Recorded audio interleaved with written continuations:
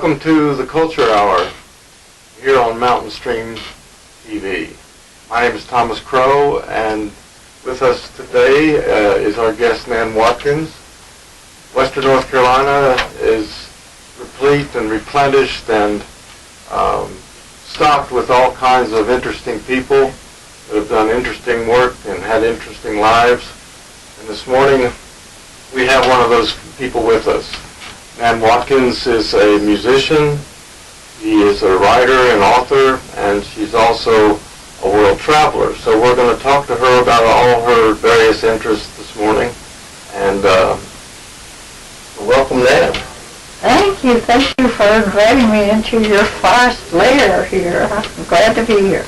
Yes, well, there's a lot of ground to cover. We have a lot of places we can go in our conversation. You've had a very interesting life. Done a lot of different things, and done a lot of different things well. But maybe let's start at the beginning. You're a classically trained musician, a keyboard and a pianist, but you started at a very early age. Can you tell us sort of the history of your musical life and career? Well, all right. Starting at the beginning, I like to think it's because I had poor eyes and good ears that I got interested in all sorts of sound very early in my life. And my parents found that we had this old piano upstairs in a hall, and that at a very early age I was picking out songs and trying to make up some of my own and so on. So I started studying music and learned to read music before I ever learned to read words. I was taking lessons when I was 4 and just took off. Music was very freeing for me. It was really, in a way, my first language. I felt as if I could express myself more easily through music, through sound, than I could through words. I hadn't yet really learned to read. But then, if we keep going, I really was excited about playing the piano and learning the keyboard. I would say my feeling for music is all in the tips of my fingers.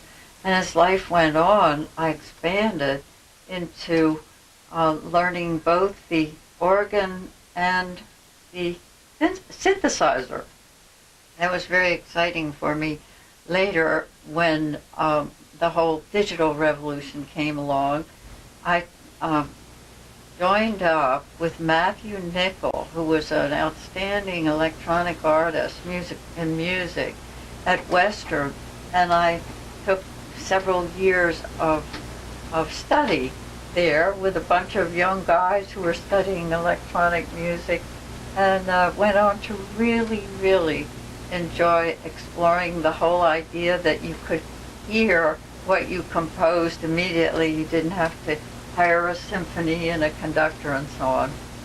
And then I also at some point wanted to learn to play the organ, and I'm still working after some 25 years as an organist over at St. David's Church in Crowe. So that was the musical theme in my life that is still very, very prominent.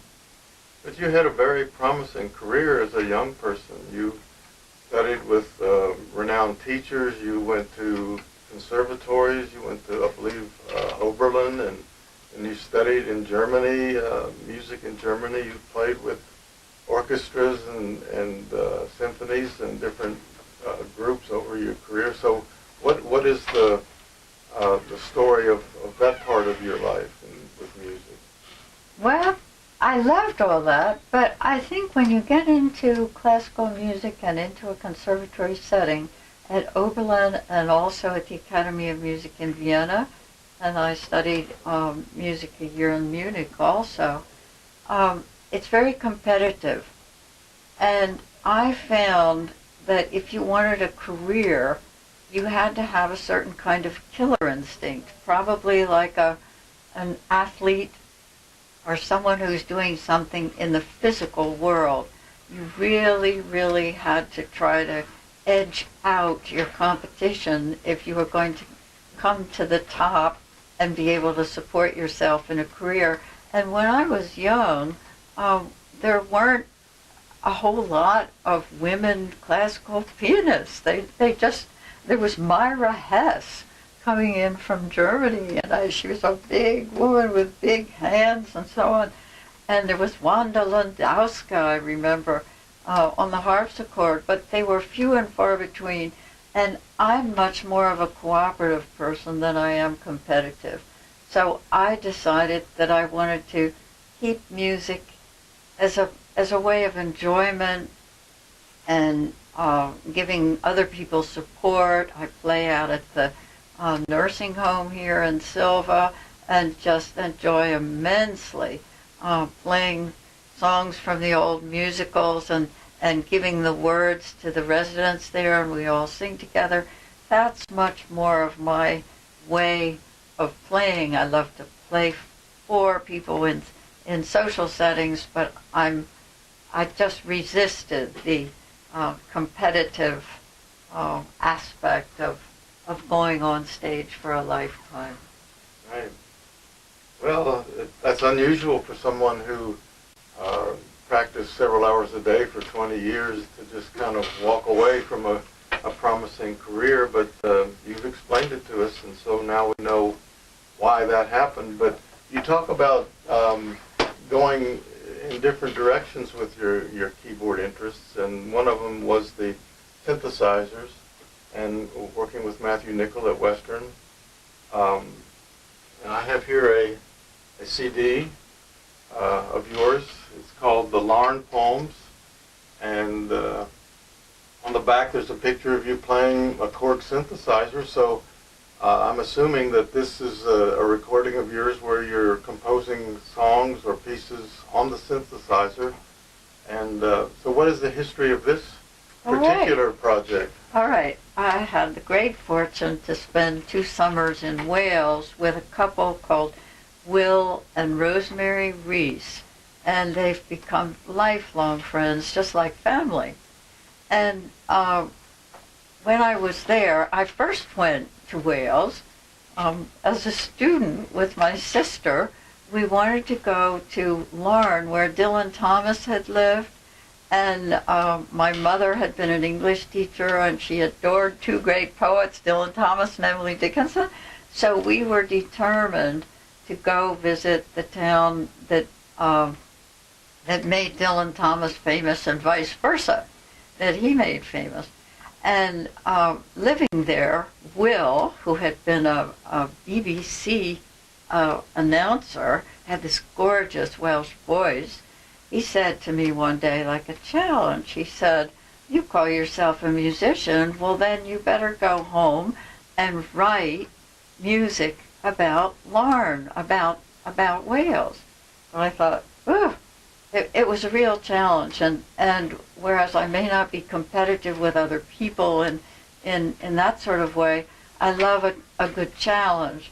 So I decided to attempt, with my new skills on the synthesizer, a way of expressing my wonderful times in Larne, and I have had a great time making the recording. The beginning is Llarigib's Sunrise, which is a reference to his Under Milkwood, to Dylan Thomas's Under Milkwood poem, which is a beautiful long play, radio play actually, is the way he wrote it.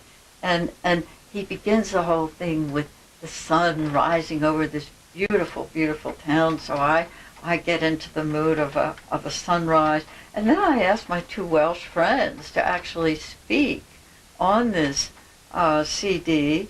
And Rosemary was always taking me on walks through the woods and through the river, actually, and along the beaches and up to the castle. So all these things I express in various ways musically, and just decided in the end I had enough. I had 9 different pieces that I tried to give the flavor of the place and the people where I was, and it ended up being a CD.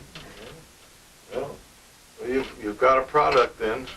Like I said, there's a nice picture of you on the back with playing your synthesizer, probably playing pieces from this CD. So for people who are interested in hearing some of Nan's music, you can probably get this at the local music store or online.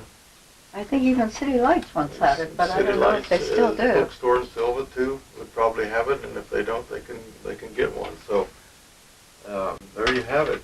And you say you're playing organ. How did you come to get into learning the organ? Well, number one, it's a gorgeous instrument, and number two, it's one of the few ways that a keyboard artist who isn't out on the concert circuit can earn some money. And number three, I was over at St. David's Church, which has among the most beautiful acoustics in western North Carolina, very, very beautiful little pipe organ, and they needed an organist. And so I got together with the organ professor at Western, Betsy Farlow. She was really very fine, a great member of the American Guild of Organists and so on, and asked her to give me some real instruction on the differences, the different approach from playing a piano or a synthesizer to the organ. And I took to it like a duck to water and have been playing there ever since. It's really a privilege to play on that gorgeous instrument and in a beautiful church. Right, so you've just about covered the arena of keyboards now. Yeah, You've really I love it. and sort of been a master of them all. So that's pretty impressive. So music, but you're also an author. You've written some books. You've done a lot of translating. Tell us, let's start with the translation work, because I believe that's kind of maybe where you started in the earlier days, but then you've progressed and written some books of your own. But what about the translations? Can you tell us a little bit about that? If you actually look into the backgrounds of many authors, you'll discover that they started as translators. I mean, it's a little known fact, and one that comes to my mind right now, George Eliot, before Middlemarch, she translated some enormous tome from the German just to get into the practice of using language and so on. So, but for me, I could say learning German in school, which was just almost a fluke. I came home one day and said to my parents, I have to choose French or German or Spanish, what language? And my father said, well, my brother learned German and thought it was a beautiful language. Why don't you give it a try? So I did.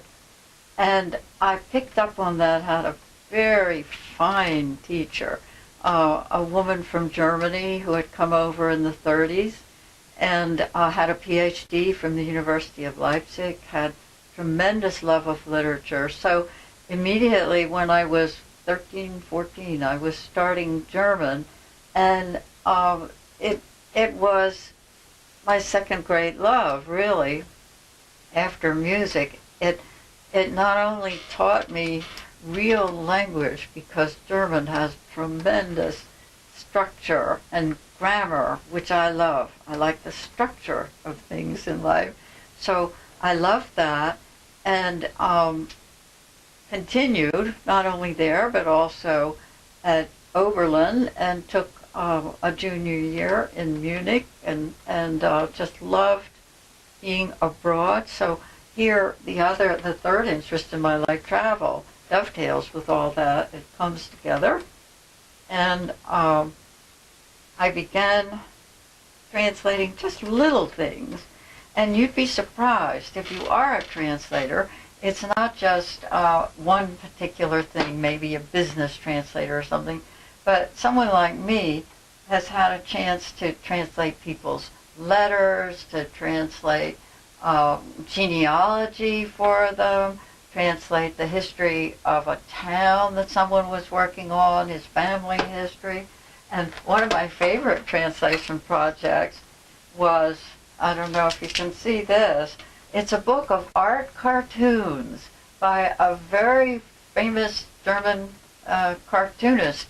He is a political cartoonist for major newspapers in Germany, but his real love is making fun of other artists with different categories. It's a very colorful, wonderful book. But what they needed was a translator for the captions and also for an almost erudite introduction that a man wrote discussing all the depths and the subtleties of these German witticisms, seeing through to a deeper level in a lot of this art. So that was wonderful. I also did an art catalog for Western, for a glass blower, who was a friend of Harvey Littleton's. And then, let's see, as I grew older, I became involved with an Alsatian author named Yvonne Gall. And he wrote a huge volume of work. He lived from 1891 to 1950, died of leukemia in 1950 before he really had a chance to finish a longer work. But he having grown up in Alsace-Lorraine, he was bilingual. And there are a lot of bilingual people in the world, if you think about it. So many of the Mexican, Latino people we know in this area can speak beautifully in both Spanish and American and so on, but there are relatively few people who can write poetry and great literature in two languages, and Yvonne Gall was one of those. I have here just as two little things to show. When he was a very young man, he was deeply involved in the chaos of the times, and this is a little, well, not terribly little, poem I translated called The Panama Canal. And he was in his early 20s and was smitten, as many Europeans were, with the idea of the Panama Canal being constructed to allow boats to move from one ocean into another ocean. So Yvonne Gall, as a young guy in his 20s, wrote this passionate poem. And it's published, I love this, that it was published in this little small press publication called House Organ, very much like Exquisite Corpse. Didn't they have that same format where you take a piece of paper? If you have a piece of paper, a printer, and a stapler, you can make your own magazine. And they led off this particular issue of House Organ for the summer of 2014 because it was the 100th anniversary of the building of the Panama Canal.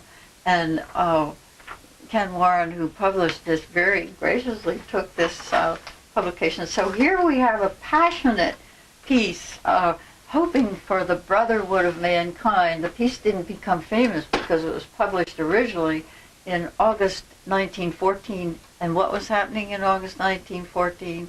A shot was fired, and it precipitated the events that caused World War I. So this particular piece didn't come.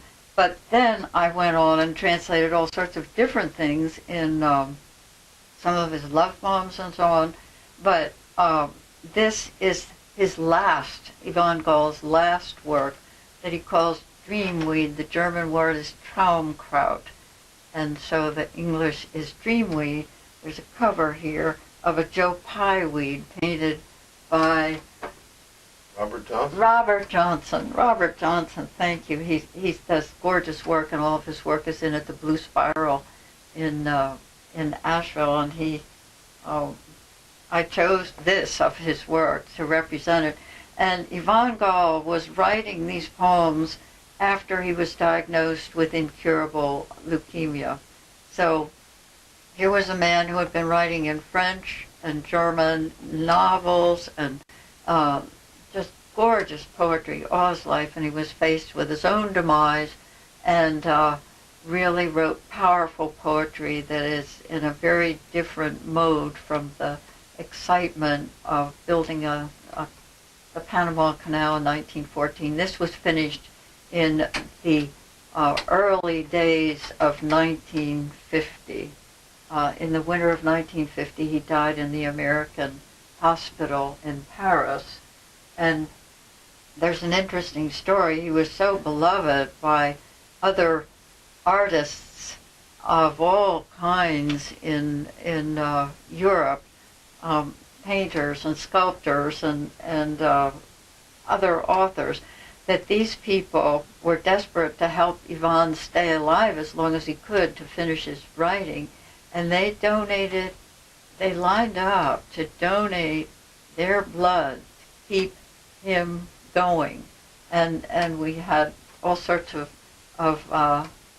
famous people doing that because he was part of a very big circle of artists, not only in this country, but when he was in this country during the war and returned to Paris, and that's where the European artists all lined up to help him through his last days.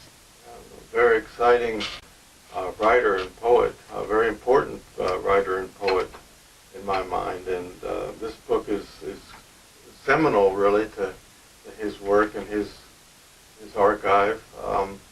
Who is the publisher for this book? Who published this book for you then? And how can people become... Black Lawrence Press. And in the translation for this, right? Can people get? Is this book available? Oh yes, it is. It certainly is. You go to your local bookseller first and ask them to order it. It's published by Black Lawrence Press, and you can find that it's there. They use the major distribution, small press distribution, and are only too happy to sell it. It's also available online, but I don't mention the names of the online places. I'm all for the independent bookseller. Right. So, Yvonne Gall, it's a name to remember.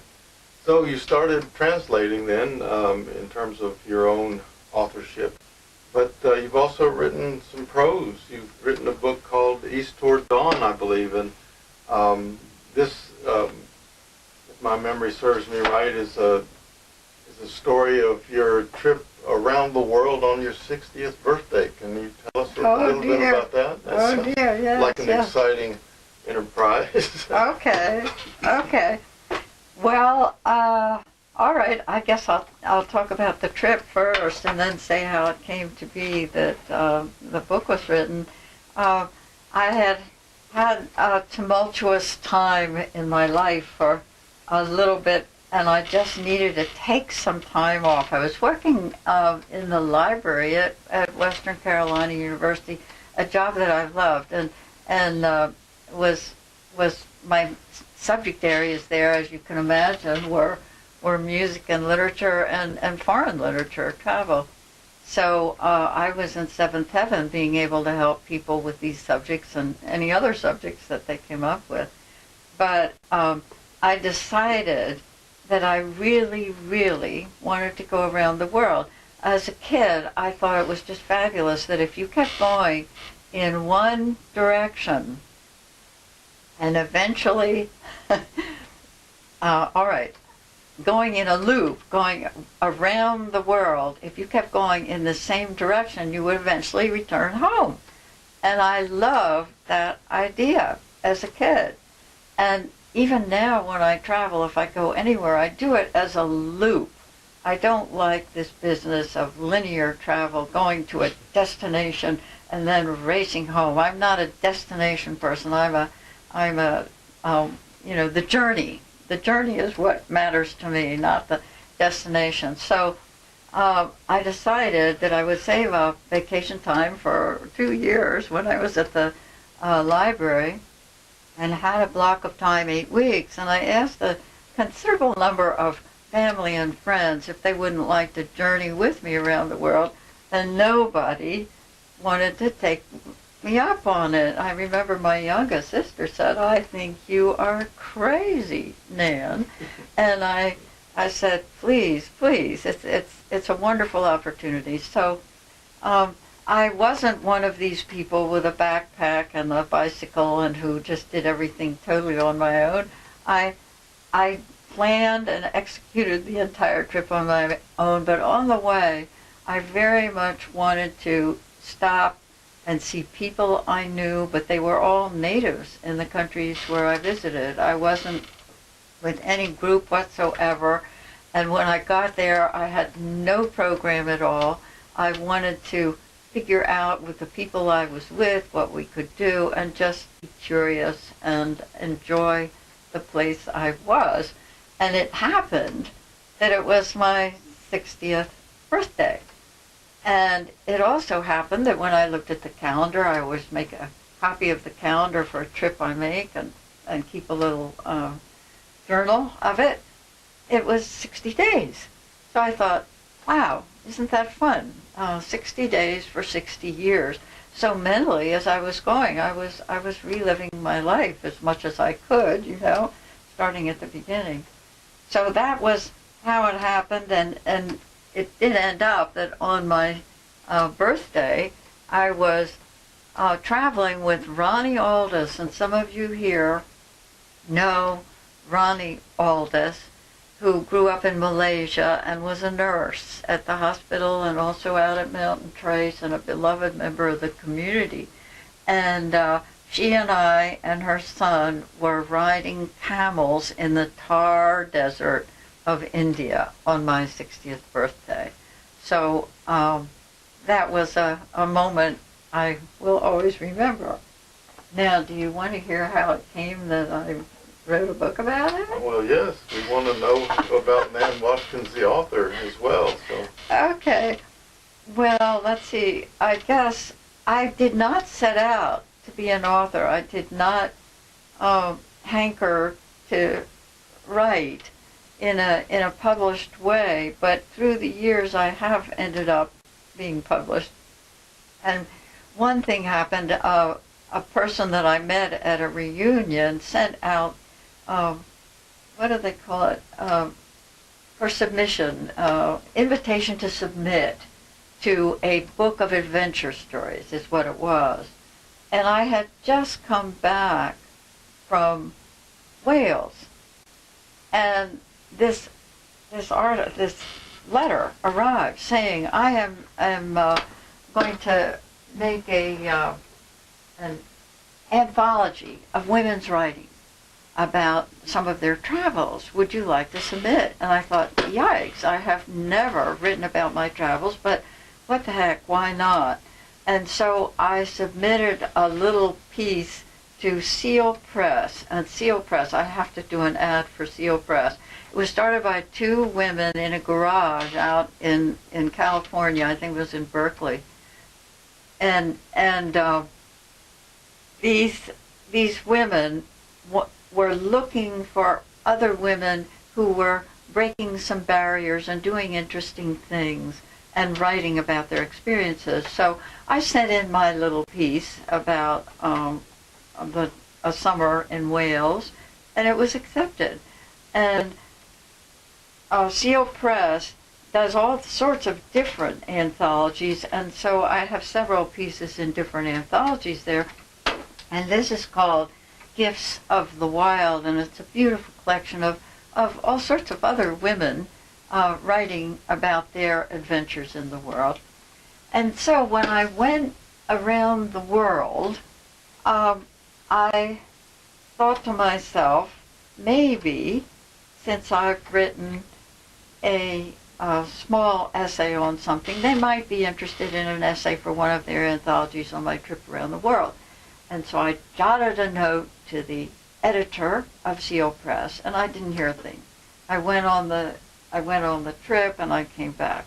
And 6 months later, I received a note, and the note said, "Dear Nan, so sorry, I just found your letter on my desk, but it turns out that we're not doing any sort of anthology now, so we can't ask you for a chapter in a book, but I talked to the board of editors, and we'd like you to write a book about the trip." whole book. And again, the reaction is, yikes, I've never written a book, but I thought, why not try? And I had the good fortune of working with Faith Conlon, who was one of the two women who founded Seal Press as an editor, and she really helped guide me through experimenting what the best ways were to write about the journey itself and the individual experiences that I had.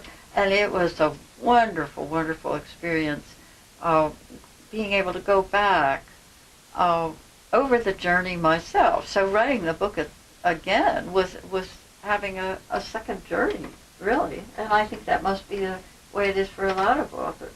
Well, I think so, especially people that are writing memoirs or travel journals like your own. But here's the book for everyone to see. And I have to, again, in favor of CO Press, East Toward Dawn, they translated it into Chinese.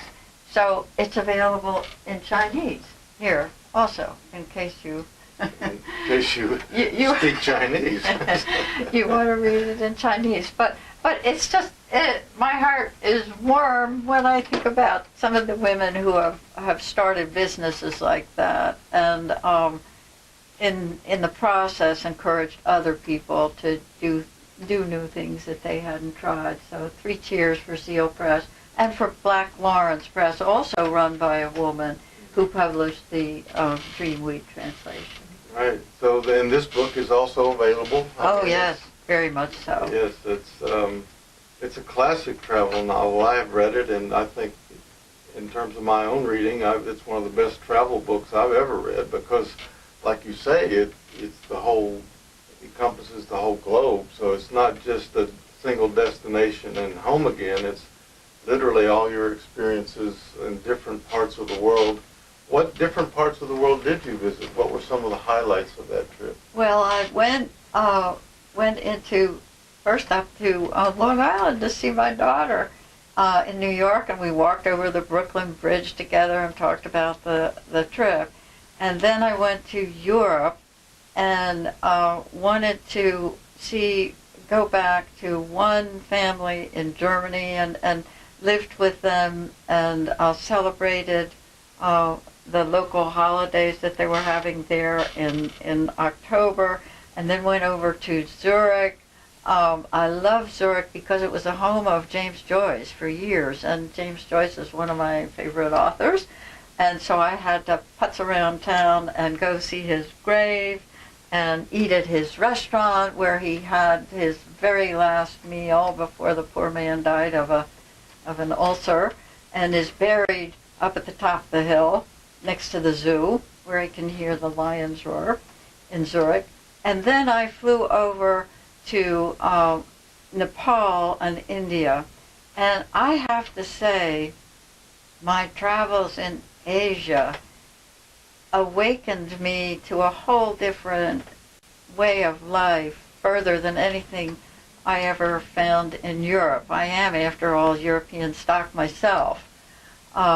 And I loved my years in Europe. I lived there for 3 years, but it wasn't until I went to Asia that I realized there was a whole different way of understanding life and seeing life and living it in a very simpler, closer way to nature in many cases, except for the gigantic cities, of course. And then on to Singapore and Korea, and a wonderful last week in Hawaii where I had never been. But it was both the land and the people that fascinated me everywhere I went on that trip. Right. Would there be a little section that comes to mind from the book that you could read for us? Is there something you can? Oh wow! Just I haven't reread this book since I wrote it. One of the let's see. Oh dear. One of the things I enjoyed so much in writing this book was finding quotations to head up each chapter. And for instance, here is one that I was climbing a mountain called Pulchoki or Flower Mountain outside of Kathmandu, and I chose to use the Nepalese author Devkota, and the quote I chose was, "Heaven descends and earth flies up to meet on a mountain peak. They embrace and kiss with red lips of pleasure." Now that's a beautiful quotation that many people wouldn't have thought of. Let me just see. Oh dear, this was such. I'm not prepared to find a little. How about something on the Taj Mahal?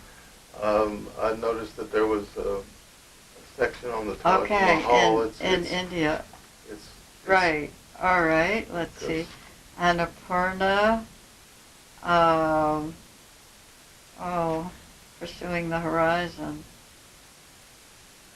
Well, gosh, darn! I didn't think about this. Or just anything that comes to mind is fine. I was looking at the cover and it looks like that the Taj Mahal is on the cover, so. Okay.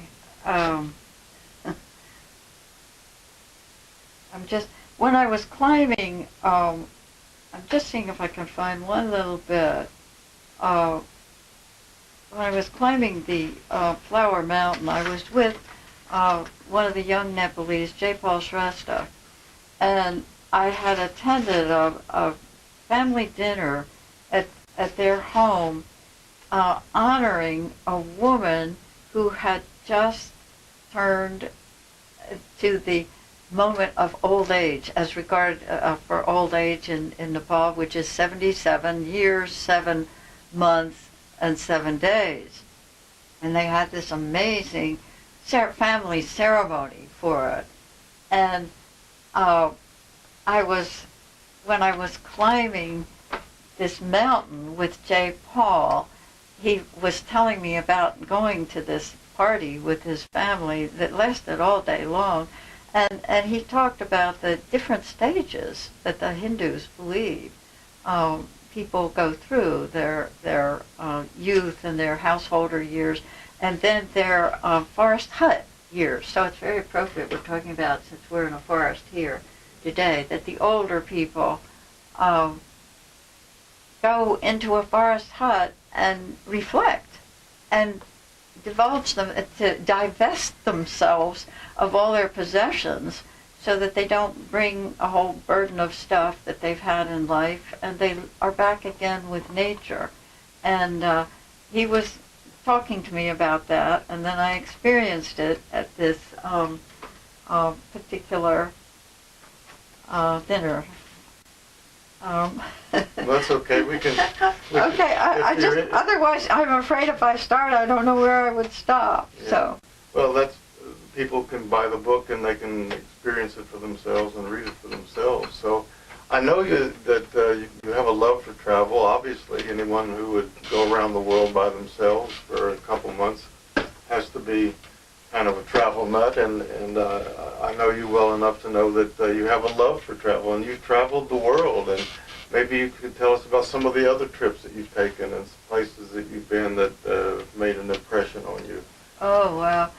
I've had a chance to go, and in both cases I really went off on my own, though I signed up with the Overseas Adventure Travel, but Turkey was one that really, really influenced me. And again, I was looking for people to go with me, and nobody wanted. Why would you want to go to Turkey? What does Turkey have to offer, is what people were saying. And when I got there, I was so ready to enjoy the friendship and openness of the Turkish people and their tremendous history. The age, I fell in love with Istanbul, and Istanbul and Kathmandu are my two favorite cities on the planet.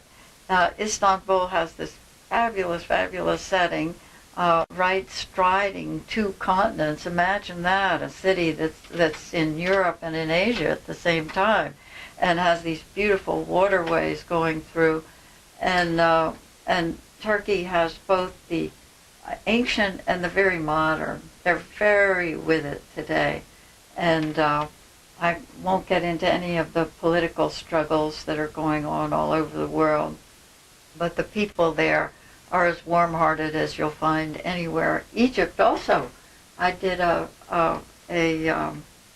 tour on the Nile, going all the way down to the Aswan Dam and all through Egypt, and Cairo is just beyond belief. When you're in the crowds there, you just say to yourself, what is this possible? Another one was flying up to Newfoundland, and had the joy of living in a house of a friend and using the car and driving all over, driving and eating and swimming and just having a wonderful time in Newfoundland. And also took a Baltic trip out to St. Petersburg. Crazy about that. Wish I could have stayed longer. And another gorgeous one was a long cruise across the North Atlantic, going to the Faroe Islands. I'd go back there any day to hike in the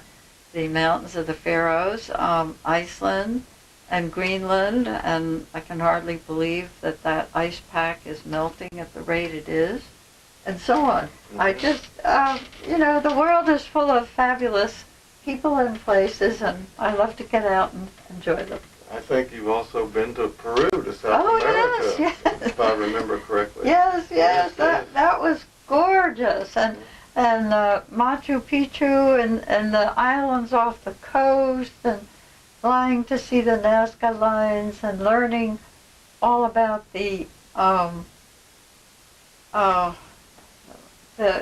ancient cultures that came in before the Incas. We think of the Incas as being the supreme, and they were, but the real surprise for me in Peru was knowing that for thousands of years there were very interesting cultures before that, and up in the mountains in the among the Quechua people, it's the way it was centuries ago, and beautiful.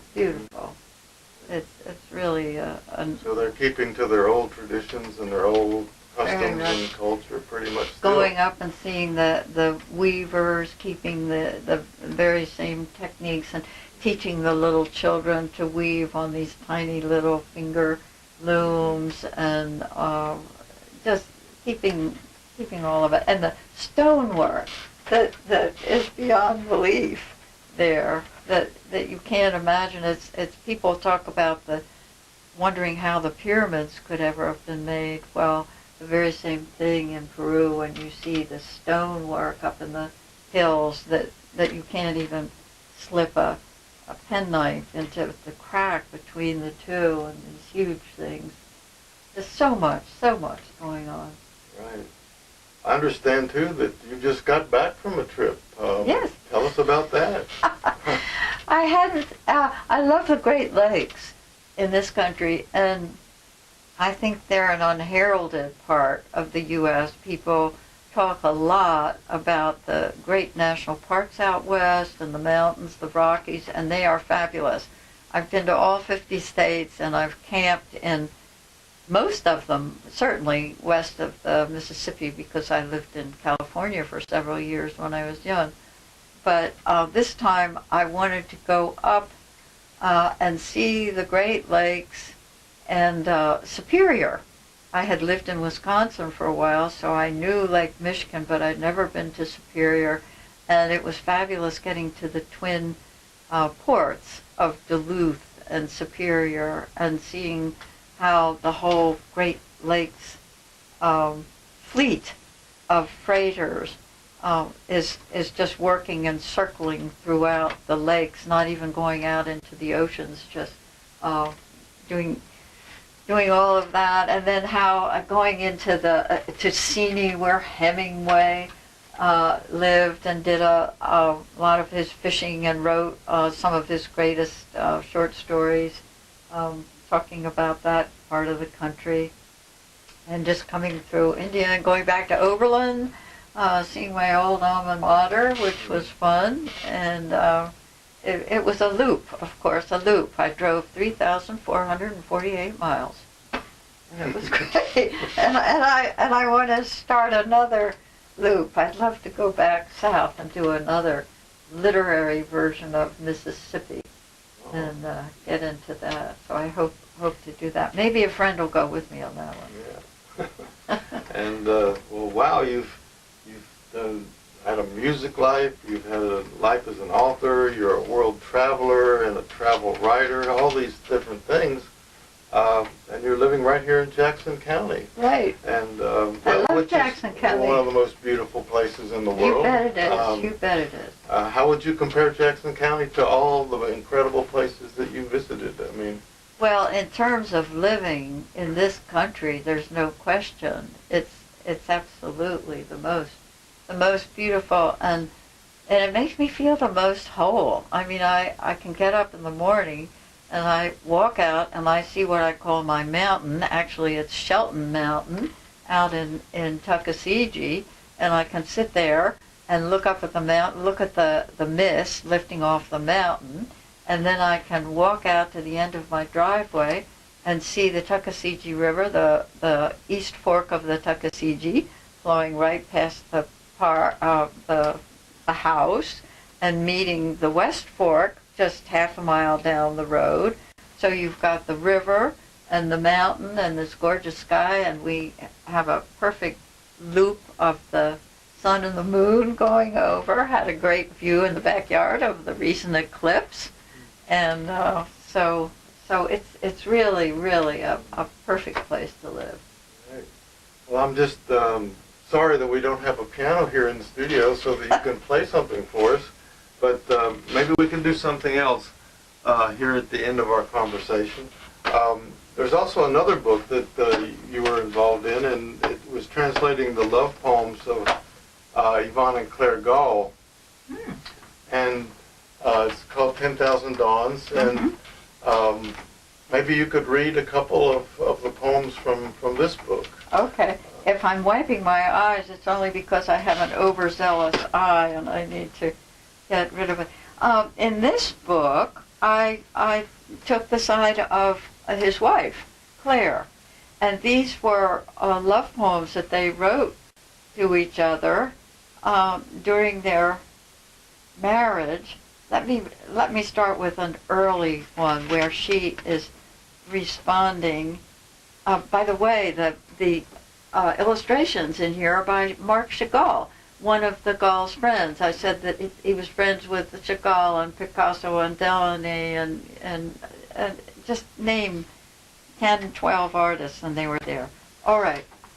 This is in the beginning of their relationship, Claire responding to a beautiful poem that Yvonne wrote. Would you want to try to read the Yvonne first or not? Or shall I just read Claire? Well, I could read the Yvonne. You read Yvonne and then I'll read Claire. Because it is a book of love poems that they wrote back and forth to each other over a period of 30 years. Right, that's the reason for 10,000 Dawns. 10,000 Dawns is 10,000 days, which is 30 years. So it's really a history of their relationship in poetry. So it's very, very interesting and very unique in that sense. But and I see that they've set it out so that you've got a poem by Yvonne, and Claire responds, and then Yvonne writes another poem, and Claire responds, and sometimes Claire starts out and Yvonne responds. So it's really a conversation. Very interesting. It really is. So, okay, here's the poem that Yvonne writes. You are elusive, like a brook gliding through mint bushes. Sometimes you shiver to the music of my metaphors when I bend over you. The stars light up when you look at me. You belong to me as the eye belongs to the face. And with one of my songs on your lips, you will rendezvous with death. But you escape me. You fly off like a chord from my mandolin. Elusive, my love, my life. And this is Claire's response. You are tender as the fingerprints of birds in snow. You are melancholy as the larches in the hills with tousled hair. You are sweet as the dates of Bible palms.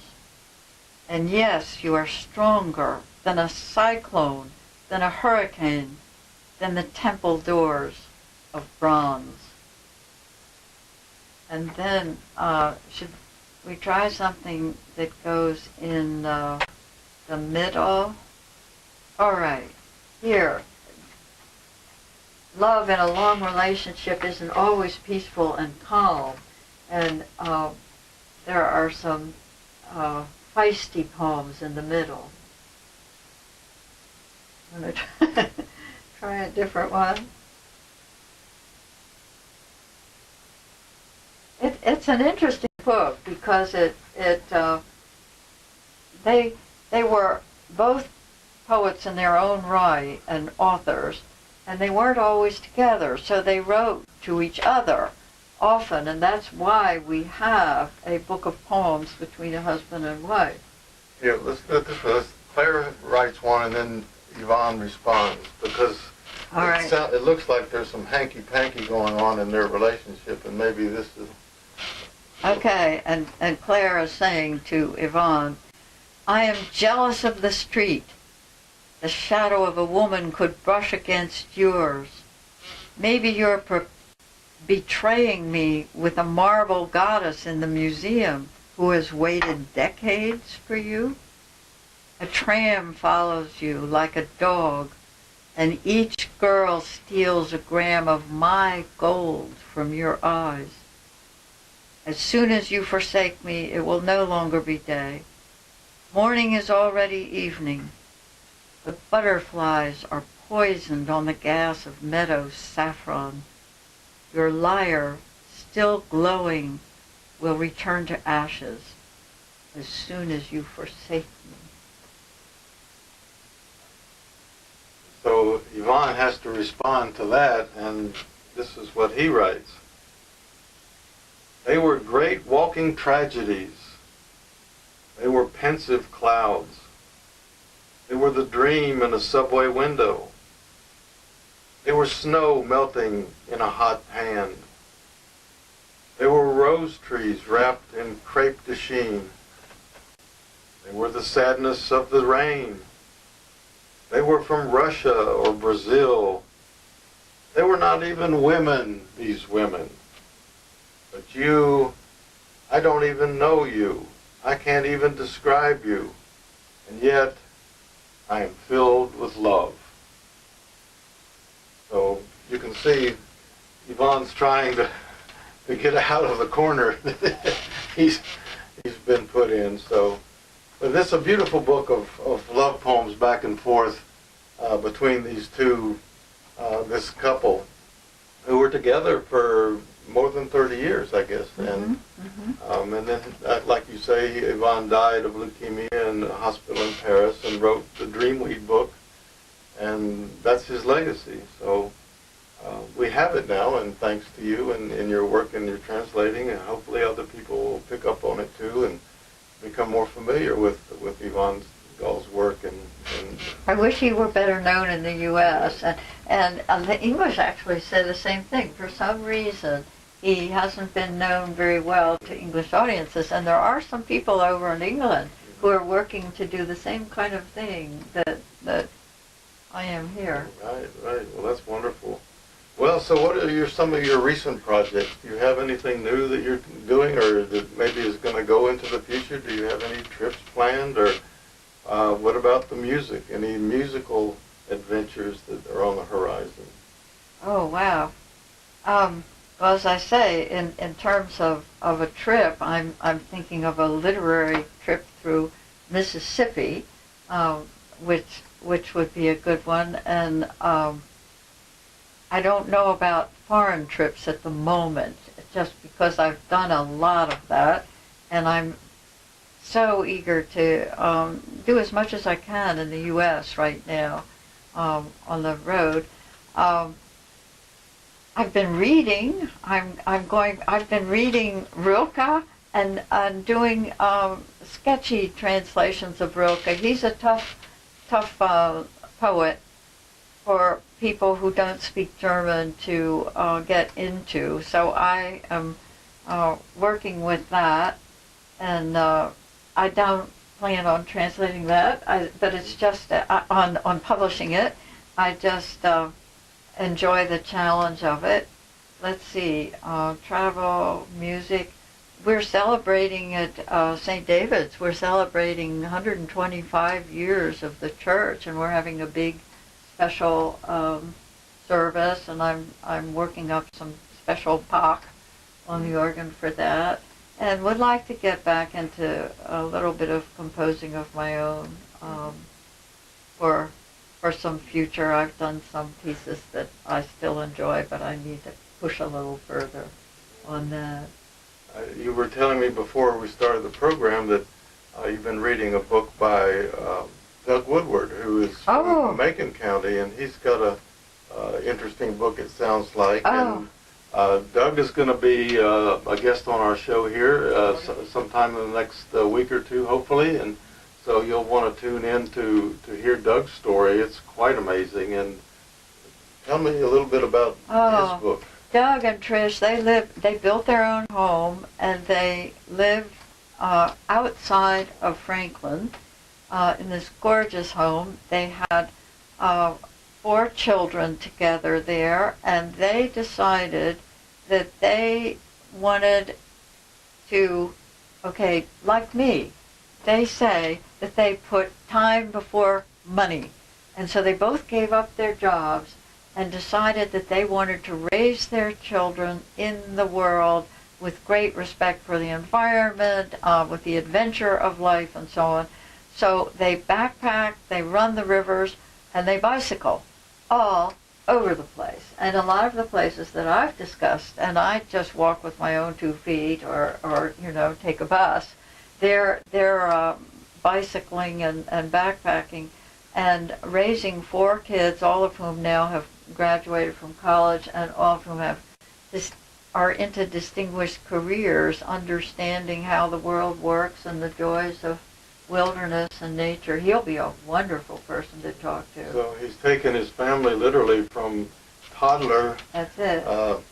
Toddler age to adulthood all over the world. Everywhere. They don't hold a thing back. They went to Peru, they went to Nepal, they've been all over the United States and Canada, and in the most remote places. And the kids, they're either in a backpack or in a little trailer behind the bicycle, or in the raft or in the canoe or kayak, all the way. Every kid, no matter what the age, they start just when they're toddlers. He gives a wonderful appendix of details of what gear to have, and describes the life jackets that are important for little children who aren't yet toddlers. That you must keep their head up so that when they capsize, their head is above the water. It's wonderful. It's just the most amazing thing. And he says, choose love, not fear. Yeah, well, he'll be a very interesting guest, and I encourage everyone to tune in and join us when Doug Woodward comes onto our program. And well, that's about our time for this Friday morning, and we want to thank you for coming in and telling us all about your interests in your life, and hope you'll come back again and refresh us and tell us what new adventures you've been up to, and let us know about all of that. So thank you very much for coming in. Well, I thank you. You're doing a great job here. It's wonderful to feature the people. We've got a lot of good people in this area, and thank you so much for featuring them. Well, thank you for coming in, and thank all of you for joining us, and here on the Culture Hour on Mountain Stream TV, sponsored by the Canary Coalition and Shelton Farms, and we'll see you next time.